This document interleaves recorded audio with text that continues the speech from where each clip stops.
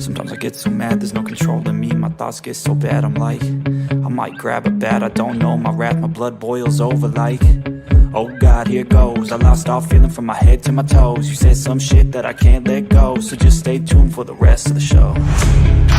So have you ever felt betrayed? Switches how you see things, realize something needs change. Cause I know you got me fucked up, let me show you what's up. Cause enough is enough. I'll take a face full of pavement just to make a statement. I know there's no turning back. Oh God, adrenaline wasted, so mad I can taste it. I know there's no turning back. I'll do what it takes, I ain't making mistakes like that. I'll put it on your face to make you go take it back. I'll lose my shit, I go crazy when I'm mad. And now you go wish you would shut the fuck up real bad.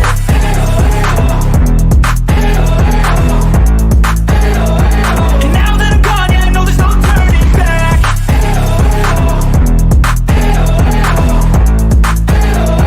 And now that I'm gone, yeah, I know there's no turning back. I don't fucking take smoke, I'ma poke a hole through you, choking's overdue. Come at me and you won't get any older, dude. Crack your holder too. Heating up inside of me, blood so violently. Thanks for trying me. Now it's finally time to see how this rivalry becomes a dynasty.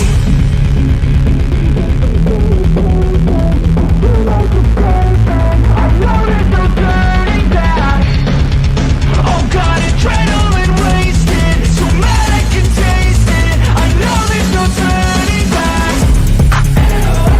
I'll do what it takes, I ain't making mistakes like that. I'll put it on your face to make you go take it back. I'll lose my shit, I go crazy when I'm mad. And now you go wish you would shut the fuck up real bad.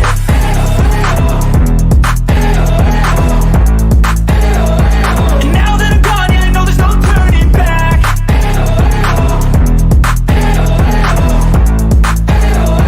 And now that I'm gone, yeah, I know there's no turning back.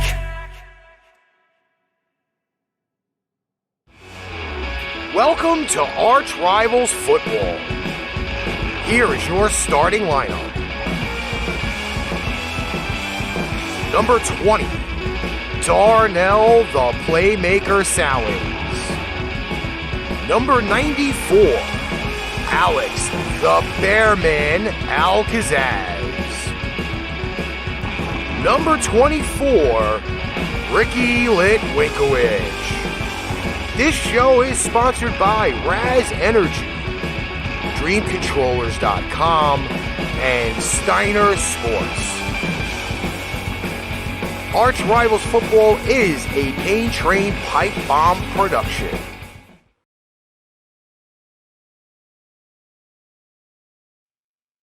What is up, everybody? It is Tuesday night here at Pipe Bomb Productions, and we are here for the official beginning. Alex, I am fucking excited. Sorry, couldn't help it. NFL Week 1 is here, my man. I am so freaking worked up. As a matter of fact, Ricky, I am still worked up from last Sunday because last Sunday I saw what has to be the greatest professional wrestling pay-per-view ever. And yes, football season is here. So now the adrenaline is only pumping faster. Well, if you guys are currently watching here, whether it be on Facebook, YouTube, or Twitter, give us a share out. Make sure you make your voice heard in our chat. All three of them are available currently right now. And one of the additions that we actually tried on Saturday is in a lot better of effect because we actually have a sports ticker at the bottom, which is really, really great. And we do have a lot of NFL news that is coming out. So just be ready because this show is done by fans for the fans. And just like I have already predominantly already dropped an F-bomb earlier already in this show, there may be quite a few more coming throughout the season. For me, there definitely will be. I mean, y'all should listen to the newest episode of Cowboys Talk. It was just released this morning. Well, it just so happens, Alex, that we will be talking about the Dallas Cowboys later on the show, as they do go and open up the NFL season against the Tampa Bay Buccaneers.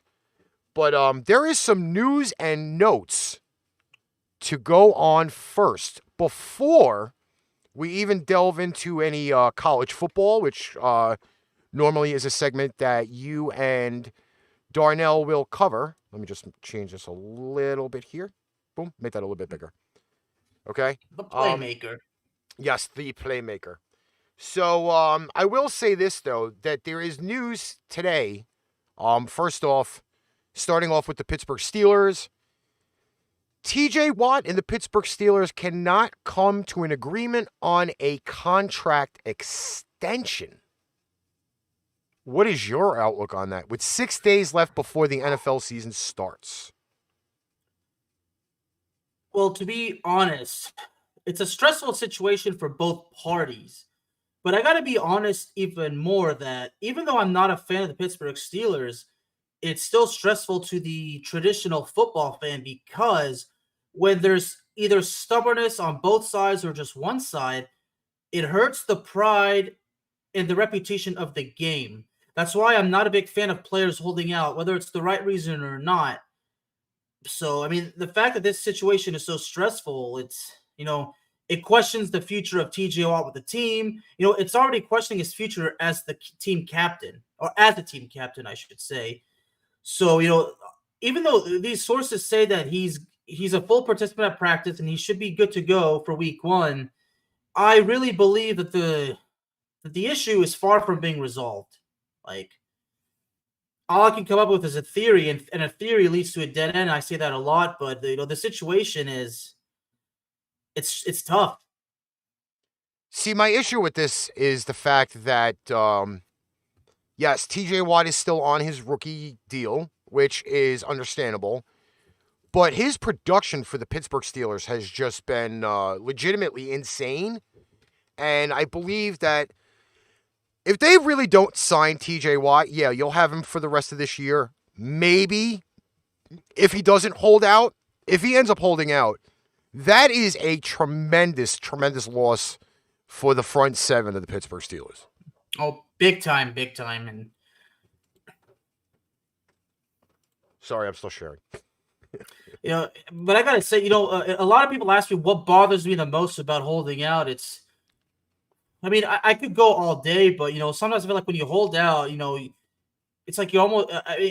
Some would agree, but I would say the problem is you got to think about your teammates too, because your teammates depend on you. Because on a football team, teammates should be like family. So, but I understand a player's got to do what's best for him and his family too. So, like I said, the whole thing is a stressful situation on both sides, but it's probably more stressful for the player.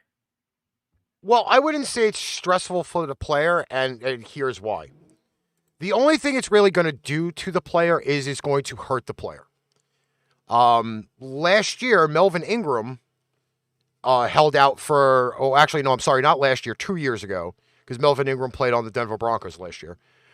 He held out against the LA Chargers at that point, 5 games into the season, and then had miraculously one of the garbage seasons for a running back ever, only because he was out throughout training camp and the first 5 games of the regular season.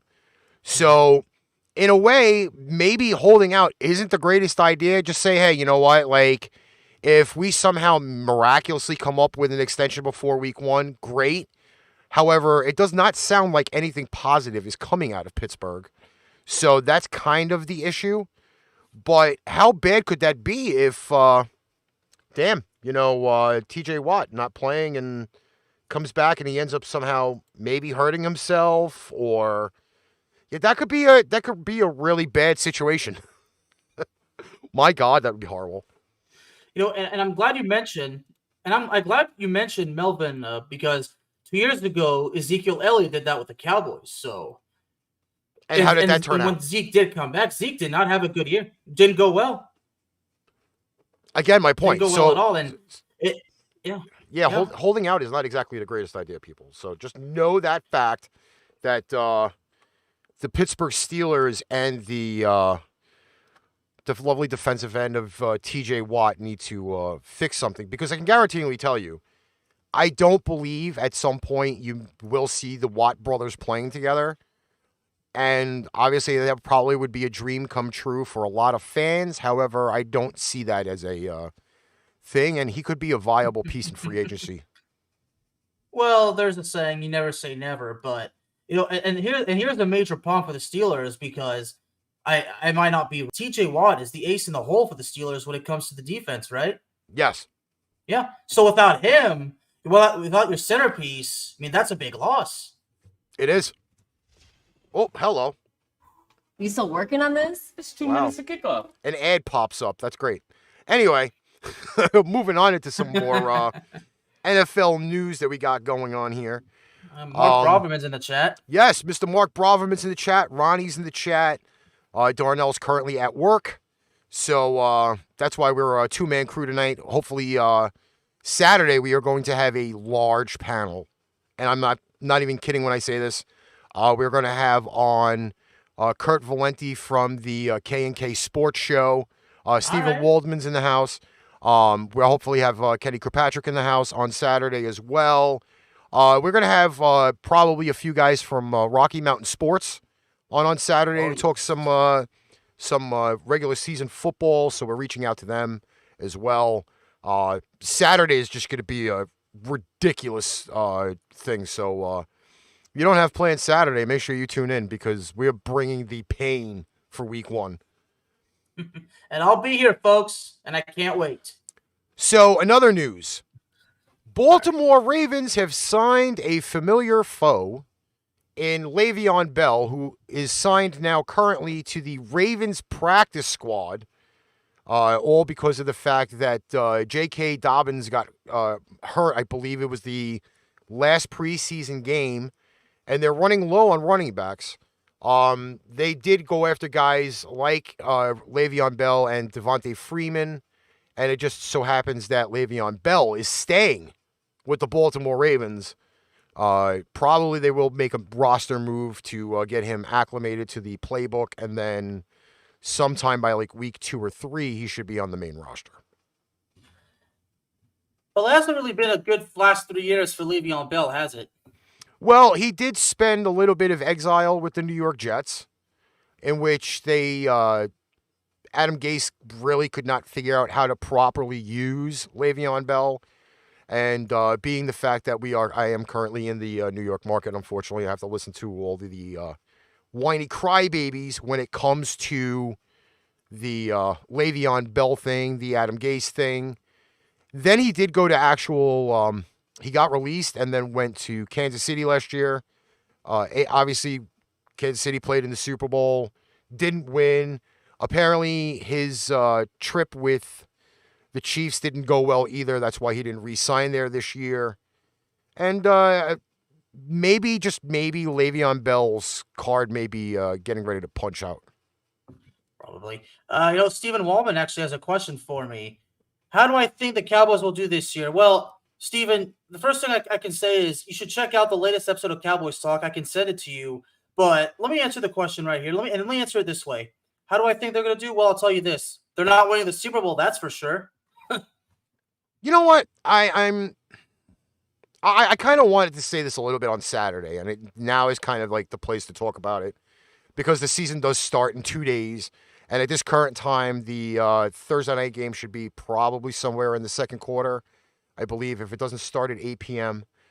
I'm not going to... I really don't want to throw any dirt on any teams as of yet, and here's why.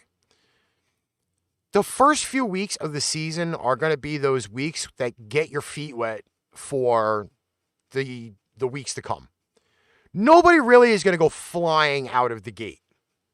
Because you play preseason games, but you're not playing preseason every snap against starters. And I can understand that Zach Martin is now out for what we call the global bastard. This was one of my points that I made on Saturday. One of the keys to that game Thursday night is going to be the offensive line. Because if you don't have a fully good offensive line to stop that front seven pass rush, then you're pretty much going to hang Dak out to dry. But, exactly.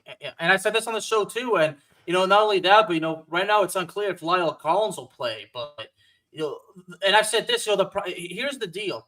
If the offensive line is not at full strength, the running game and the passing game is at major risk. And without that, the Cowboys, in the quote of Mr. McMahon, have no chance in. Although I would like to use one of my favorite movie titles ever, and if you have never seen this movie, you must have been stuck under a rock somewhere. On Any Given Sunday. On any given day, when you're playing an NFL game, it is kind of the fashion to say, hey, any team can be beaten on any day. That's how life works. So Tampa could be favored by, I heard the last line was 7, but we're going to get into it a little bit later on. Anything can happen. Anything can happen. What's up to Big Jason Gaming? But it's quite clear. I mean, the Cowboys win the Super Bowl. Yeah, it ain't going to happen. Again, we... and this is coming from a Cowboy fan too, guys. And you guys should listen to my show. I'm not what 90% of Cowboys Nation is. I tell the truth. I don't go with bullshit. I'm telling y'all, check out my show. Listen, just remember everything. This is the way the season starts before we get into the next thing of news. Okay, because now I just got other news about this Bucs-Cowboys game on Thursday night, which is going to be very interesting to really tell. Every team Thursday night starts at 0-0. At this point, with they start at 0-0, they all have 100% chance to make it to the Super Bowl, and they have 100% chance of not making it to a Super Bowl. This is why we play the games. This is why we sit here as analysts, and if we somehow predict something wrong, well, that's on us. But that's how that works. I always say on my show, if there's something I got wrong, if the Cowboys do win the game, I'll go back and say I was wrong. But something else from Mr. Red. I think I really believe the Buccaneers can put up at least 35 points. But like I said, if the offensive line is already at a disadvantage, then the Cowboys' chances of making it to the 40 points, 35 to 40 points, like Vince McMahon would say, no chance in hell. But Ricky's right. I could say whatever I want, because it's the Cowboys. They've been like this for 25 years. But Ricky's right. You never know. Anything can happen. It's the NFL. It's life, right? Anything can happen. So in other news, we go down to the South, the hot South. We head down to Louisiana. New Orleans release running back Latavius Murray today. It's up against the salary cap, roughly $2 million in free space prior to Murray's release. In other words, they were over the cap. So they released their second running back, which that could be rough. That really, really could be rough, because in this day and age of the way that they're manipulating the salary cap numbers, I kind of do see that as a big, tough loss for the New Orleans Saints. Well, when it comes to these issues with the salary cap, that's one of the biggest things that an NFL team is always worried about, because if you violate, and you can correct me if I'm wrong, but if you violate the salary cap rules that the NFL supposedly has, it's going to cost you an awful lot of money. I'm not even sure if it's that. I think it's the fact that there have been so many upper-level cuts for 53-man rosters this year that kind of makes it a little bit more difficult, because you can upgrade your team in certain ways. The problem is that if you don't set up your salary cap properly, you're then going to go over, and then you're going to have to make a key cut, like losing a Latavius Murray, because they went out and signed Desmond Trufant for the season, and with that signing, it put them $3.17 million over the cap. So with them having to release him, it brings them their cap numbers down a little bit, which is great. But the way everybody keeps doing things these days, like I rather would have just wanted to see them just kind of cut the cap a little bit, or maybe restructure it so you didn't have to get rid of Murray. But I know that killed a lot of people in fantasy drafts this year. It is personal. These surprising cuts, you never know how bad it's going to affect somebody when it comes to the terms of fantasy football. It's incredible. I mean, one little move, man, that can cripple your whole entire team. How could it? Well, it's one of those. I guess it's one of those facts of life that yeah, you know, you're gonna have some issues here. Let's see. There was some other news here. Okay, little bit of rant time here on ArchRivals football. This apparently has been an issue for Jesus Christ. All right. Occasionally on NFL.com they put up an ad. So Mr. Thomas Edward Brady is having a little bit more of a temper tantrum again with the jersey number changes. Do you have any comments on the jersey number changes? Well, has there been a change recently that I don't know about? Any player now can choose whatever number they want, no matter what position they play. It used to be back in before this year. I know college does it, where you can wear whatever number you play, whatever position you play. Like a middle linebacker could wear the number 7. Okay? Apparently this year the NFL adopted that pattern or whatever. And now players that, like, I know Judon for the Pats is wearing number 7, I believe. There are linebackers now running around with number 2, number 4, number 11. But it used to be that the NFL only had, like, certain sets of numbers for certain positions. Like, linebackers could only wear, like, 50 or 60, or between 50 and 60. Offensive linemen could wear from, like, 60 to, like, 90. So on and so forth. Offensive line, the same thing.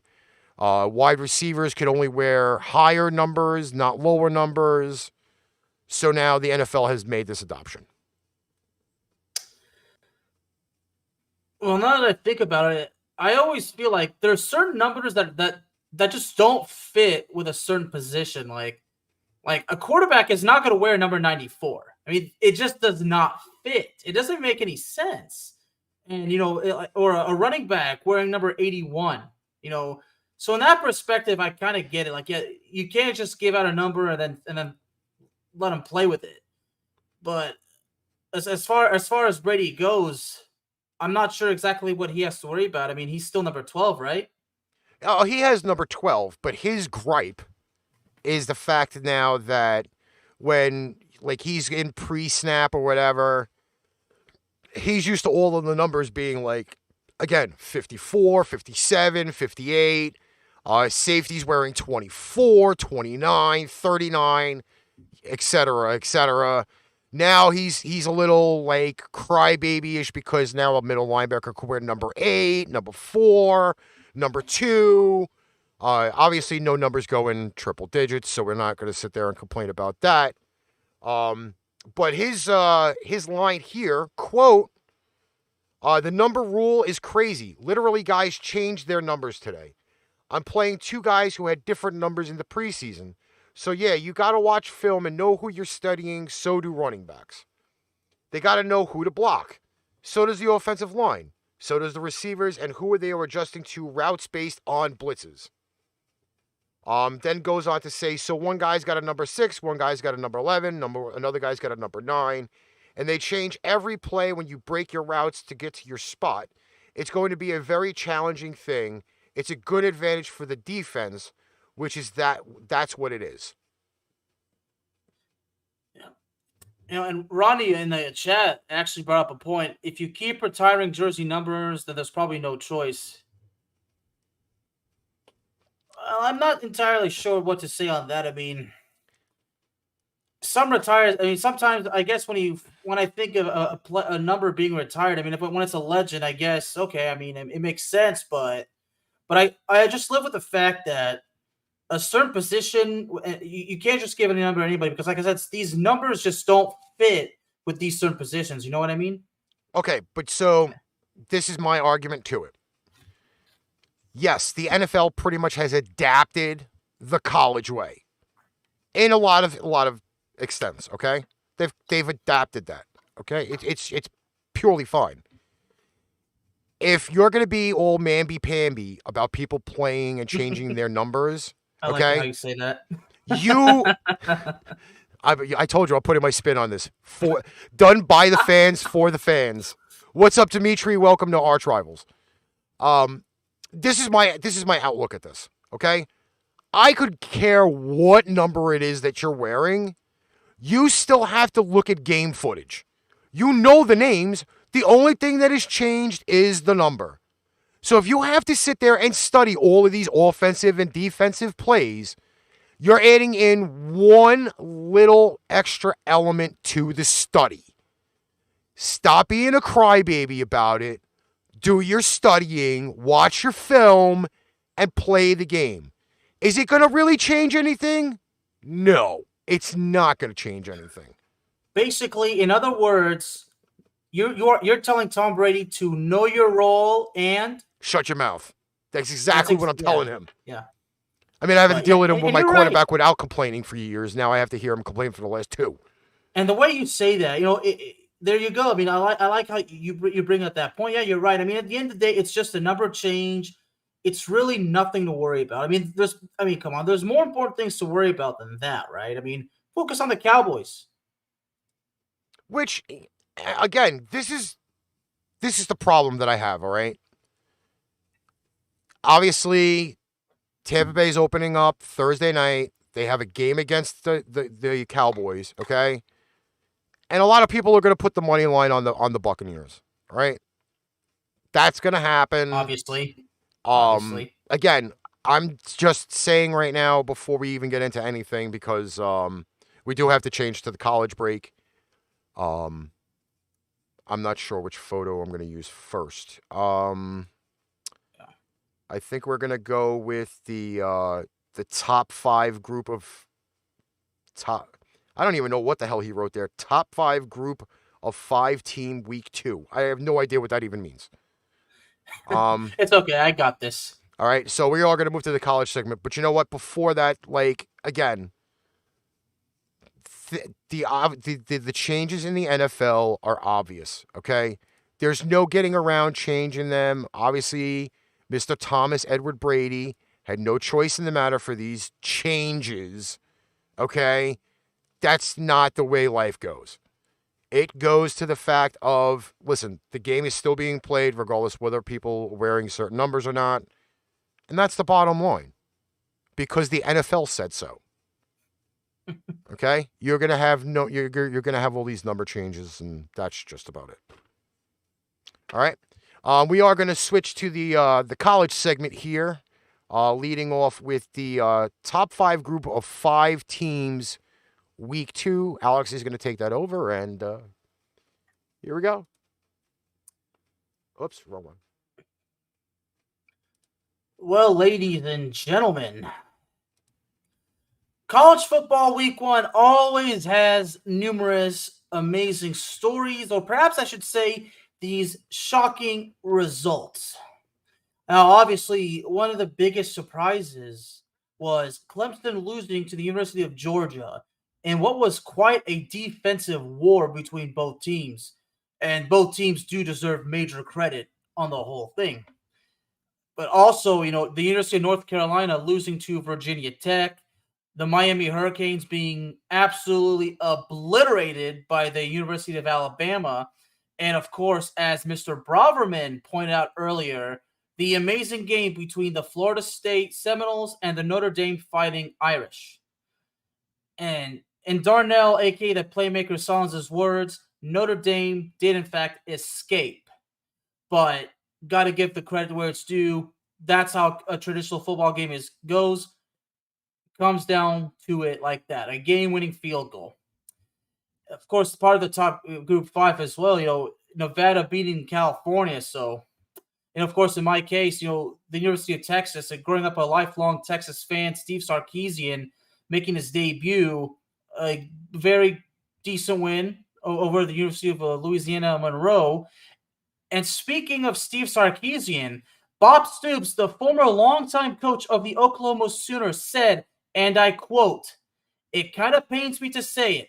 I believe they're going to have a strong year." Now, I'll be honest. Despite the fact that he's a former Sooner coach, you got to give the credit where credit's due. But knowing the position that Bob Stoops is in, the objective mind, at the end of the day, I'm not going to put up expectations because all I can say is we'll have to wait and see. Now, as we know, the college football poll updated today. And looking at the results, I can't say that many of these are a surprise, but it's great to see Georgia jumped up 3 spots to number 2 behind number 1 Alabama. So, and now looking at Ohio State at number 3, Oklahoma at number 4, Texas A&M at number 5. And looking at that, number 9 and number 10, you got Iowa State at number 9 and Iowa at number 10. And by the way, this week, those two will go at it in a traditional Iowa State rivalry game. I believe it's called the Cy Hawk game. Also looking at USC at number 14, Texas jumped to number 15, while UCLA at number 16. Now Ole Miss at number 20, and Miami, the Hurricanes, still lucky to be in the top 25, now down at number 22, and North Carolina dropping down to number 24. Well, I got to be honest. A lot of people say that the college football poll is a joke, but I really beg to differ. In my case, when it comes to a poll not to be taken seriously, I think that comes to the poll of the international soccer, because that poll really is not to be taken seriously. But yes, the NCAA college football polls, yeah, it does mean something, okay?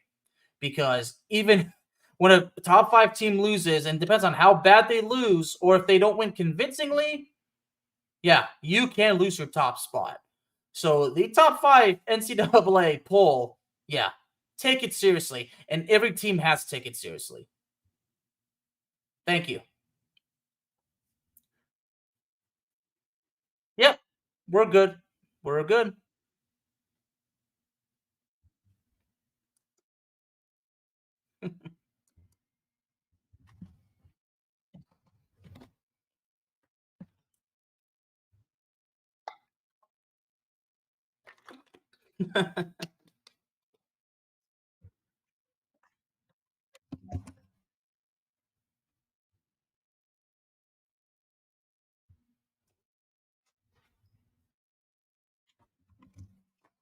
But nope. Actually, no. I do actually. I actually have my little notebook, note taking for my podcast. You see? Look at that. A little bit old school. So my pen doesn't run out of ink.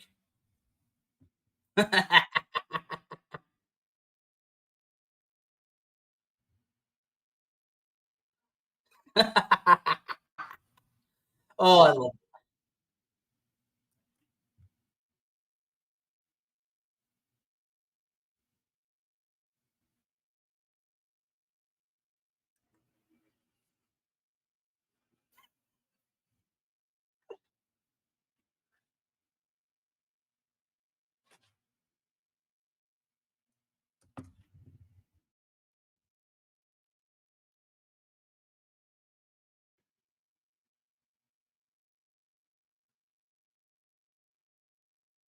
The Dallas Cowboys hit the road for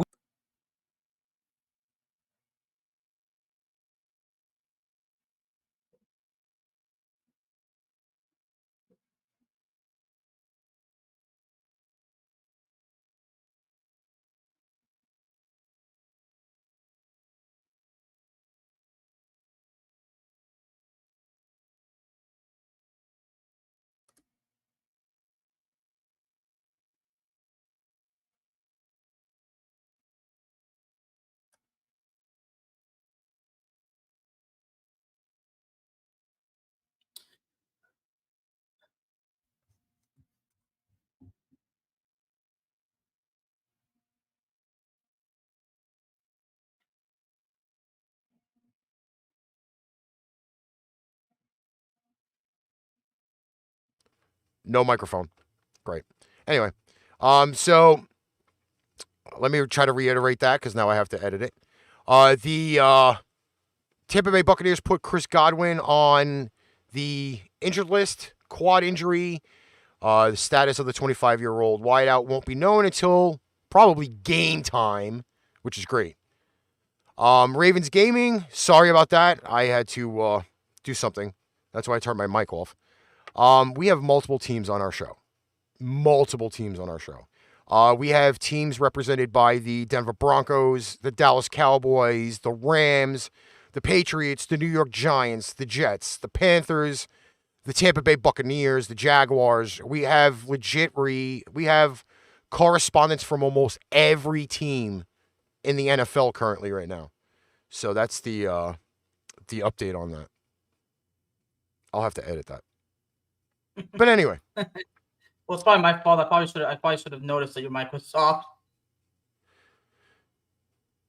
So yeah.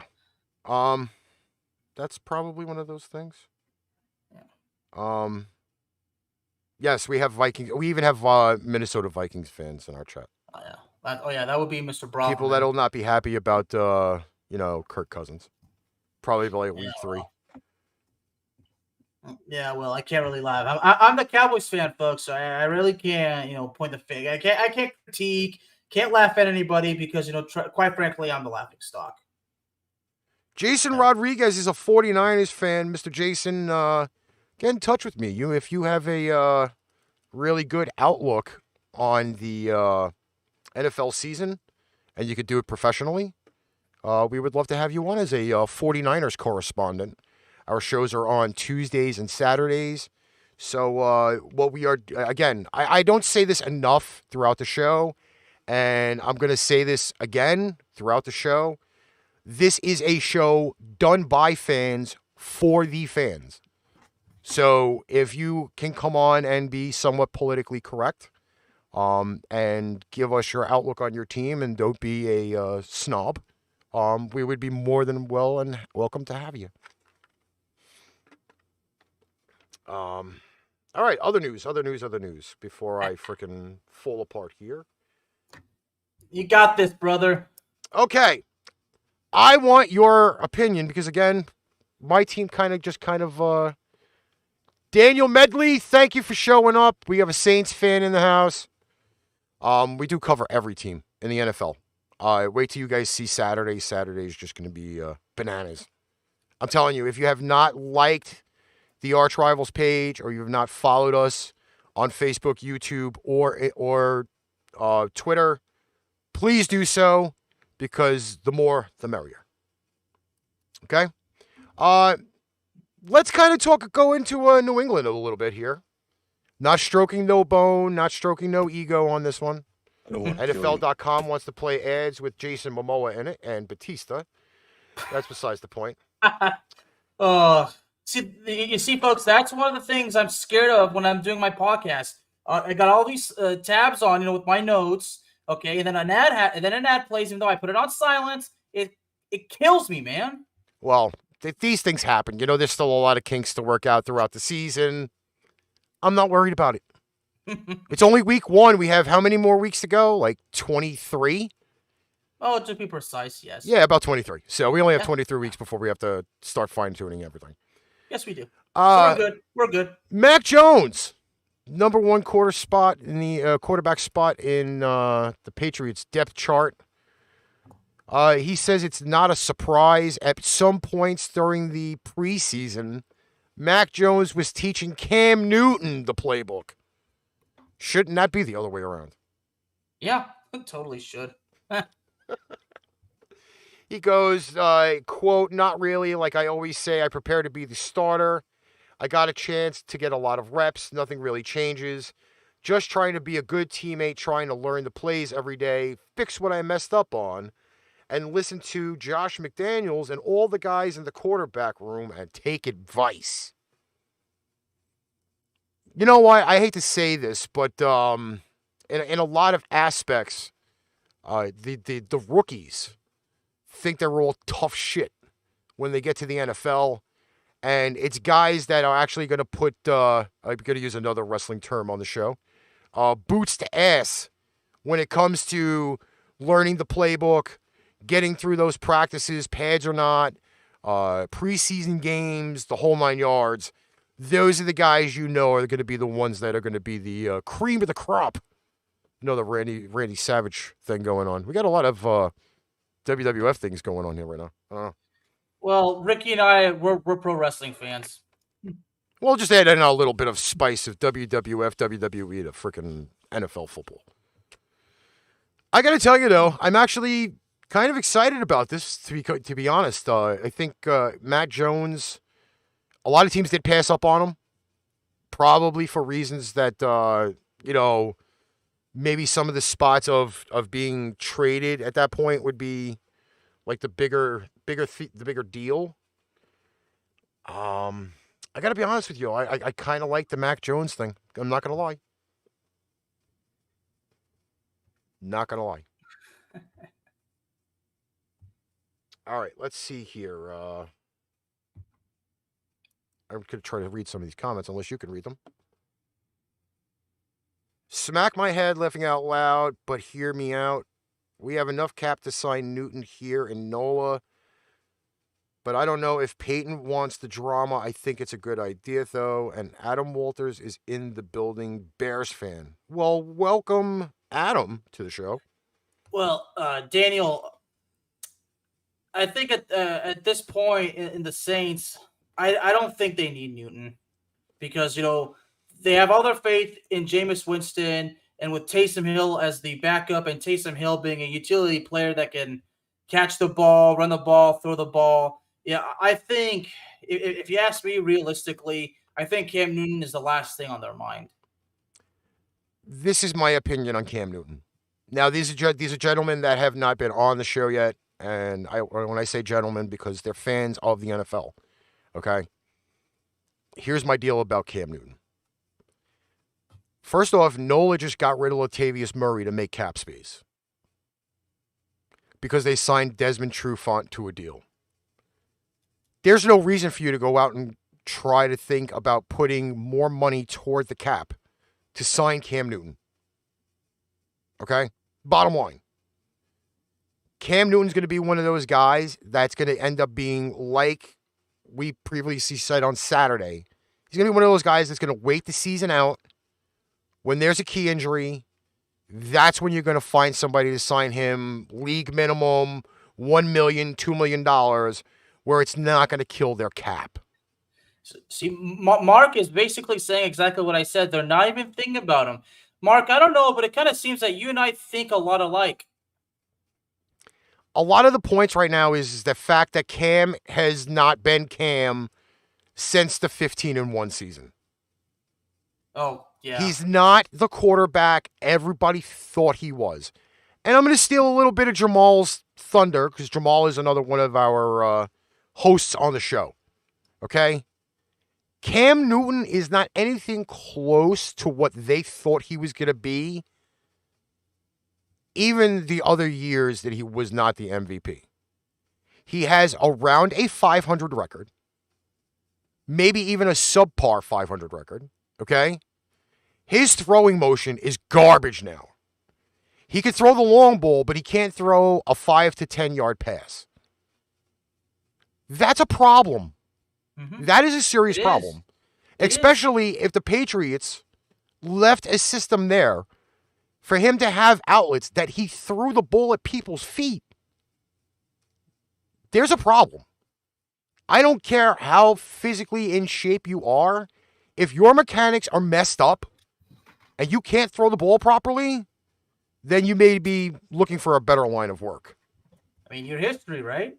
It's done. I'm dead serious on this. I mean, you're right. I mean, it's painful. It's painful to say because we all remember how great Cam Newton was, in his prime, and now he's past his prime. I mean, there's nothing left. It's tough to see how it is now, but we have to accept the fact that I think he's over. I mean, I don't know if I should say overstayed his welcome, even though a lot of fans probably would say that.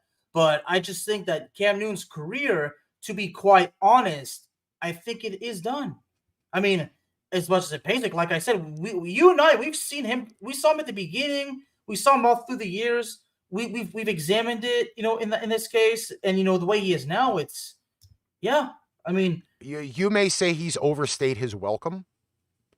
I don't know if he's ever even had a welcome. I mean, okay, but the point is, the skills, everything. I just think that it's not only probably the Saints who probably not think about it, but I don't think any of the teams are thinking about it because, not surprisingly, the Cowboys Nation, a lot of members of Cowboys Nation flirted with the idea of bringing Cam Newton to Dallas, and quite honestly, I was like, we shouldn't even be thinking about that because there's no need for him, honestly, because of how Ricky explained it. But of course, Cowboys Nation will call me a hater for saying that. Listen, let me be honest, folks. Cowboys Nation really does hate me. Let's go over it. Let's look at it this way, okay? How many teams in the NFL right now are really looking for a starting quarterback? Let's be deathly honest here. How many teams in the NFL are looking for a starting quarterback right now? Off the top of my head, I don't see very many at all. I mean, if they are, I don't know if Cam Newton's on their mind.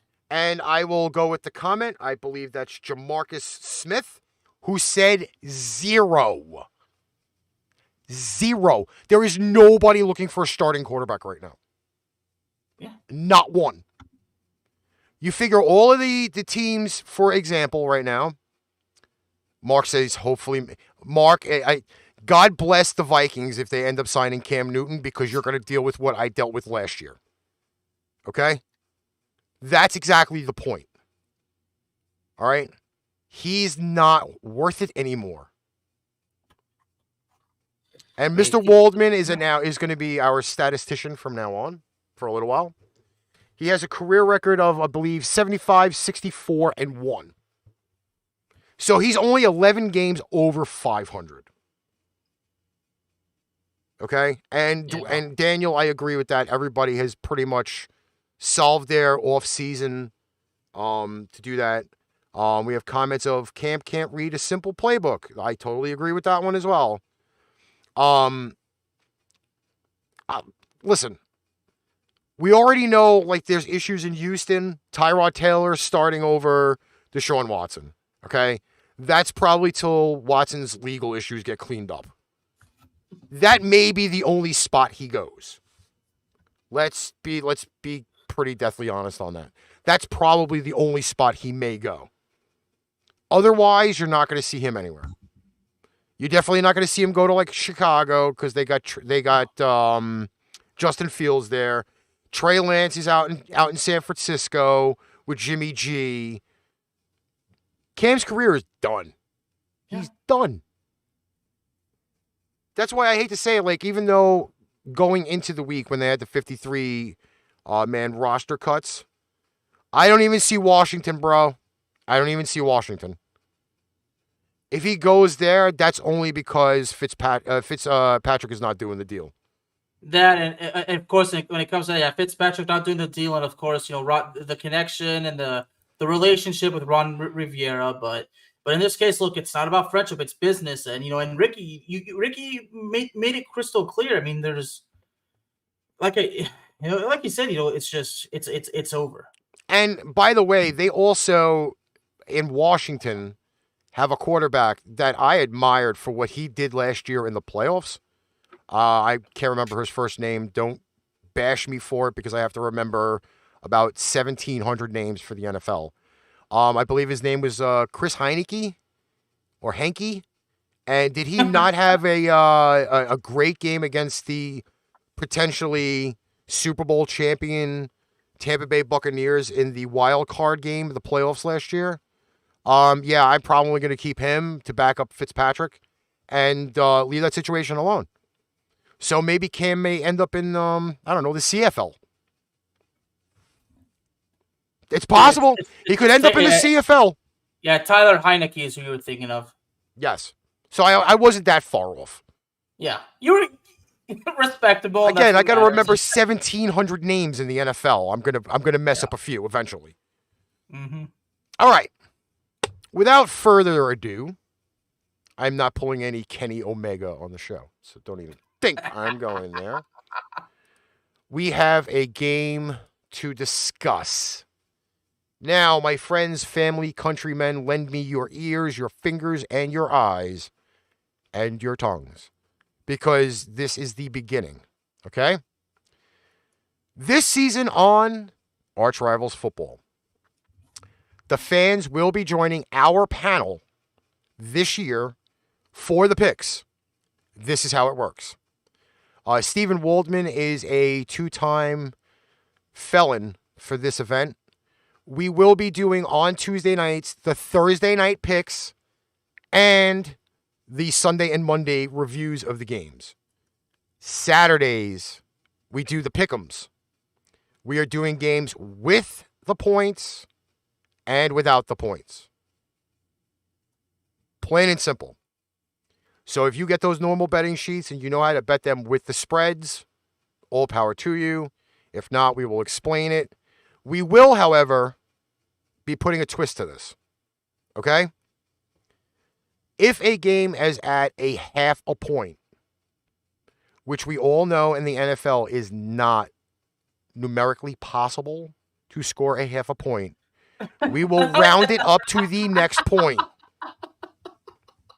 Okay? This is how this works. All right? So if it's at 7.5, we will round it up to 8. We will give you the extra half point. And at the end, there'll be some type of miracle prize. I believe it probably will be an ArchRivals t-shirt, which is the logo in the middle of the screen, with all of our sponsors. And if we work it correctly, maybe we'll have autographs on the shirt. But the winner gets a prize at the end of the season, again, still to be determined. So, gentlemen in the chat, if you are still here and you wish to participate, please put your pick in the chat. Alex will record that and then forward it to me. I will have a record of these stats up on the page every week. The picks will be up Saturday night, and the results will be up on Tuesday. Fair enough? Me? There we go. Okay? Oh, and by the way, our panel does not get the t-shirt. It's for the fans. So, just know that. Okay, so we've already got our first person on here. So just grab those names on there, Alex, and let's go. Alrighty.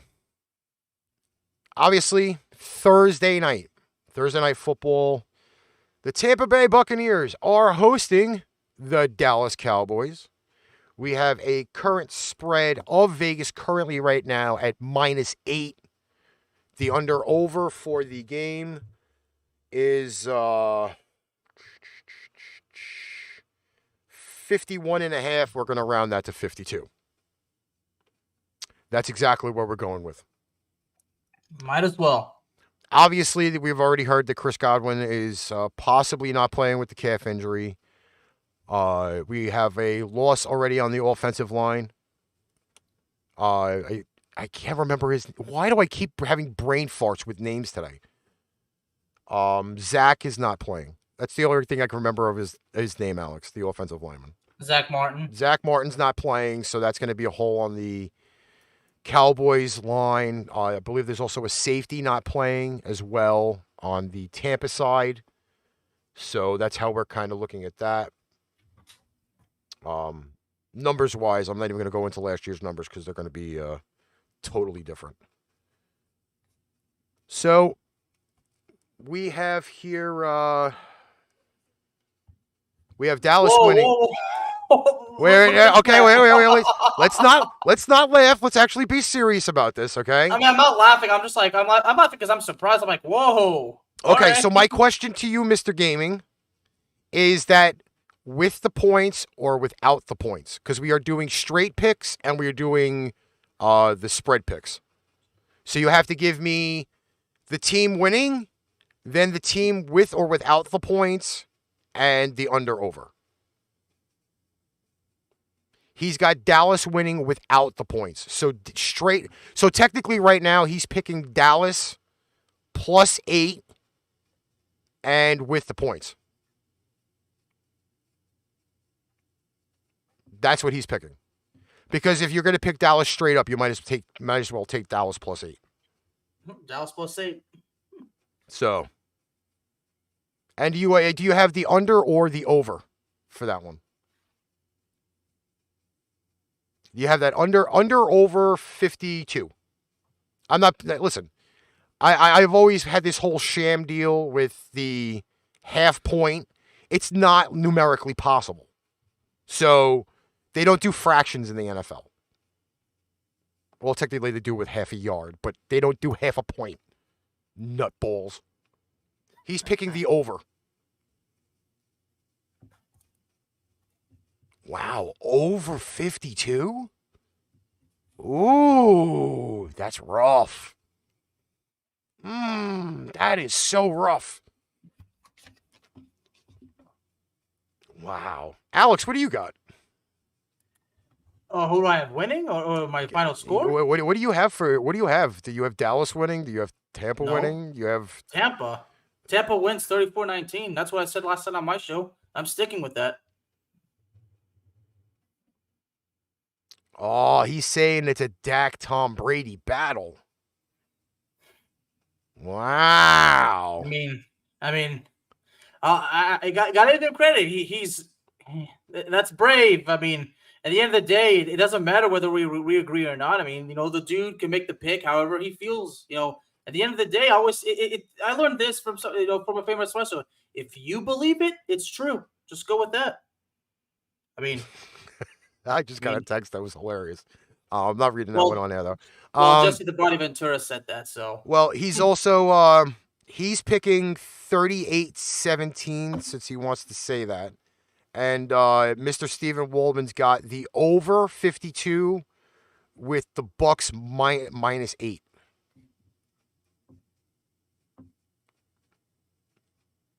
So Steven's got the Bucks giving points, but he has them winning with the over. 52 points. Holy smokes. I hate to say it, that is a rough line. That is a rough line. 52 points. Antonio Medina's in the house.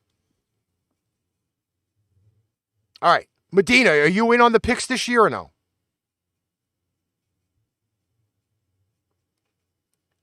Just watch. Dallas has something to prove. Again, I'm not putting anything on the. I'm again. Like I am sitting there. You missed basically the whole show, Antonio. He's right. Here's what Dallas needs to prove, that they can win, because that's been the problem for the last 25 years. They don't win. You know what? I'll get Medina's pick, and then I think I'll go with my my thing. Medina, it's Dallas -8 under over 52. Give me the straight up, give me the pick with the points, and the under over. He has Dallas taking the L.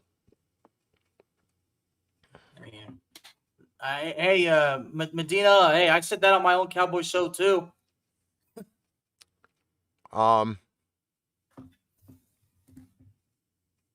I disagree with the top tier franchise, because if they were a top tier franchise, they'd be winning. I mean, of course, okay, even if Forbes says that, okay, right now at the end of the day, Forbes could say whatever they want regarding the Cowboys, the Yankees, all these top sports franchises in the world, but the Cowboys haven't won anything since 1996. Okay. Pittsburgh is the number one winningest team, and then the Patriots are up there too. Dallas is not even up in the. I believe Dallas is in the top 5, but they're not in the top overall. Okay, this is my outlook for the game. I could get shot for this because this is just the way that I bet. All right, I have Tampa winning the game outright. Okay, I have them winning the outright. However, I don't see Tampa covering. So I'm having Tampa win, but I'm taking Dallas with the points. And I'm taking the over. Because I will tell you this. This is a historical thing that happens in the NFL all the time. And this is where you're going to have issues the first 3 weeks in the bet lines. There is not one short bet out there. There's not one. The NFL is notorious. Yes, Dak is playing. Yeah, he is playing. Yeah. He is playing, even though they have issues on the offensive line. This is notorious for NFL betting. If you want to look up these numbers, go right ahead. Not every team is going to cover a big spread over 7 points week 1. It is logistically one of those things. So this is why I will take Dallas with the 8. Tampa winning. I have this, honestly, probably like 29-26, somewhere in a 3 to 5 point game, but it's going to cover the 52. Easy. That is logistically the fact right there. If you go back every year for the last 12 to 15 years, any team with a +7 spread didn't cover. Nope. So, those are my numbers right there. In fact, that's facts. So, take that one. If you want to take that one to the bank, go right ahead. But that's my deal. Dallas +8, Tampa winning the game, and over 52. And I think we can kind of call that a show. I feel happy. I made it through. Yay. I knew you would, buddy. I've believed in you every second of the way, bro. Well, again, just for everybody that don't really know, last week I was in the hospital for some infections and everything, and I couldn't be on last Tuesday's show. Saturday's show, I was still a little under the weather, but now I'm kind of back, and Saturday comes. Like I said, we will have a full panel of people coming on. Again, representatives from Denver, Dallas, the Rams, the Pats, the Giants. We will be around, and I will say this on behalf of my crew, Jamal, Alex. I'll say this on behalf of your part, and Darnell. Thank you, everybody, for tuning in. Again, this is a show done by fans, for fans. If you have people or friends, family, co-workers that are really diehard fans and are on the NFL scale, like to legit talk football and not smack talk and be professional about it, please share out our page. Please like, follow, share, subscribe, because without fans, I guess the NFL is kind of pointless, but fans make this show better. That's my outlook. We have a fan from Pueblo, Colorado. Well, thank you, my man, for watching us from Colorado. Yeah, that's by Colorado Springs, one of the coolest places to be. So, again, Alex, you have any final words? As a matter of fact, I do. You know, and I say, Brav, I don't know what the deal is, but, you know, you saying 35-14, I said 34-19. I swear to God, there's something going on. We seem to be thinking alike. That's 53 points, by the way. Maybe that means well, actually, no, that does mean that we're both highly intelligent. So think of it like this, Mark. But anyway, if y'all want to subscribe to my show, you know, DM me. You can find me on Twitter. You know, I have like 4 shows now. Anything else, just DM me and. Does that say 38-17? Yeah, he said that. He actually said that. Yeah, he said that before. 50, that's 55 points, so that's already the over. Basically, Mr. Gaming is basically confirming he's sticking to his guns. He's not gonna back down. I mean, the dude's brave. So listen, all right. I'm giving him credit because, as I said before earlier in the show, and if you haven't missed it before, any given day, anything can happen, and again, there possibly could be an upset on Thursday. You never know. Never know. Alrighty, so that's it for this week's, this Tuesday's Week 1 show of ArchRivals. Again, thanks to everybody that showed up, watched. We'll be watching later on. This show can be found audio later on Spotify. It can be found on YouTube if you want to just listen to it. iHeartRadio, Odyssey, Stitcher, Google, Amazon, you name it, it's going to be there. It's on every major audio platform. And we will be back with ArchRivals Football Season 3, Saturday, 4:30 p.m. Eastern Standard Time. Until then, everybody, enjoy the rest of your evening. Goodbye, everyone.